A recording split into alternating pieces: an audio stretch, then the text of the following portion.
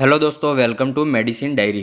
दोस्तों, आज के इस वीडियो में हम बात करने वाले हैं मेट्रोनिडाज़ोल टैबलेट के बारे में। दोस्तों, मेट्रोनिडाज़ोल टैबलेट को आप एंटीबायोटिक भी कह सकते हैं और एंटी प्रोटोजोल भी कह सकते हैं, क्योंकि दोस्तों ये जो मेट्रोनिडाज़ोल टैबलेट है वो पैरासाइट के इन्फेक्शन को ठीक करती है। और इसके अलावा ये अगर कोई बैक्टीरियल इन्फेक्शन हो जाता है तो उस बैक्टीरियल इन्फेक्शन को ठीक करने में भी मदद करती है, इसलिए इसको एंटीबायोटिक और एंटी प्रोटोजोल कह सकते हैं। तो इस वीडियो में हम जानेंगे मेट्रोनिडाज़ोल टैबलेट का यूज कहाँ कहाँ किया जाता है, इसको लेने का डोज क्या होता है, इस टैबलेट को लेने से पहले आपको क्या क्या सावधानियाँ रखनी चाहिए और इससे क्या क्या साइड इफ़ेक्ट्स हो सकते हैं। दोस्तों, किसी भी टैबलेट को लेने से पहले उसके साइड इफ़ेक्ट्स के बारे में जानना बहुत ज़रूरी होता है, क्योंकि ये एलोपैथिक दवाइयाँ होती है वो एक अच्छा रिजल्ट तो देती है, लेकिन इसके साथ आपको कुछ साइड इफ़ेक्ट्स भी दे सकती है, तो उसके बारे में जानना बहुत ज़रूरी होता है। तो ये सारी जानकारी पाने के लिए वीडियो में लास्ट तक बने रहिए।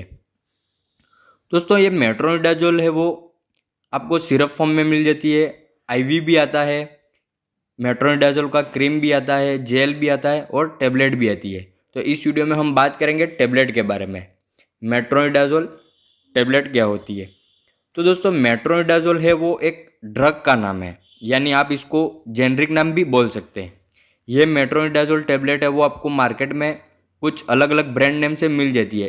तो इसकी जो कुछ पॉपुलर ब्रांड है वो है फ्लेजिल टैबलेट, मेट्रोजिल टैबलेट। तो ये कुछ इसकी पॉपुलर ब्रांड है। एरिया वाइज आपको अलग अलग ब्रांड नेम से मिल जाती है, लेकिन इसमें जो ड्रग होता है वो होता है मेट्रोनिडाज़ोल। और यह टैबलेट आपको 200 mg और 400 mg दोनों स्ट्रेंथ में अवेलेबल हो जाती है, जो कि आपको 20 से 25 रुपये तक की 15 गोली की स्ट्रिप मिल जाती है। बहुत ही सस्ती टैबलेट है ये, लेकिन इसके काम बहुत सारे हैं। अब हम बात करेंगे इसके यूजेस की, किन किन कंडीशंस में इसको दिया जाता है। तो दोस्तों, महिलाओं को जब वेजाइनल इन्फेक्शन हो जाता है, वेजाइना में कोई भी किसी भी प्रकार का इन्फेक्शन हो, तो उस कंडीशन में आप मेट्रोनिडाज़ोल टैबलेट को दे सकते हैं। इसके अलावा वाइट डिस्चार्ज यानी सफ़ेद जो तरल पदार्थ है वो निकलता है, या फिर पेशाब में जलन होती है, पेशाब में दर्द होता है, तो उस कंडीशन में आप मेट्रोनिडाज़ोल को दे सकते हैं। इसके अलावा महिलाओं को पल्विक इन्फ्लामेटरी डिजीज़ में, महिलाओं के जननांगों में जब इचिंग होती है, खुजली चलने लगती है, तो उस कंडीशंस में भी आप मेट्रोनिडाज़ोल टैबलेट को दे सकते हैं। इसके अलावा किसी पुरुष या महिलाओं को स्टोमक इन्फेक्शन यानी पेट के अंदर कोई इन्फेक्शन हो जाता है, या फिर इंटेस्टाइन इन्फेक्शन, आंतों में जब इन्फेक्शन हो जाता है, या फिर लंग्स इन्फेक्शन, आपके फेफड़ों में कोई इन्फेक्शन हो जाता है, यानी न्यूमोनिया में। न्यूमोनिया एक प्रकार का लंग्स इन्फेक्शन ही होता है। इसमें आपको सांस लेने में परेशानी होती है, बुखार आ जाता है, बहुत ज़्यादा खांसी चलने लग जाती है। तो इन सारी कंडीशन में आप मेट्रोनिडाज़ोल टैबलेट को दे सकते हैं।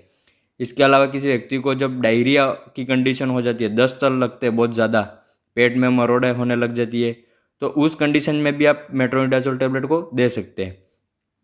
इसके अलावा आप ओरल इन्फेक्शन में, गाल का कोई इन्फेक्शन है, मसूड़ों में इन्फेक्शन है, मसूड़ों से आपको खून निकल रहा हो, या फिर मसूड़ों में स्वेलिंग आ गई हो, तो तब भी इस टैबलेट को दिया जाता है।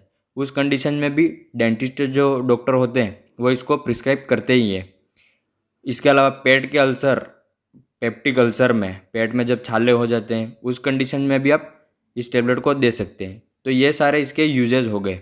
इन सारी कंडीशन में आप मेट्रोनिडाज़ोल टैबलेट को दे सकते हैं। अब हम बात करते हैं इसके डोज के बारे में।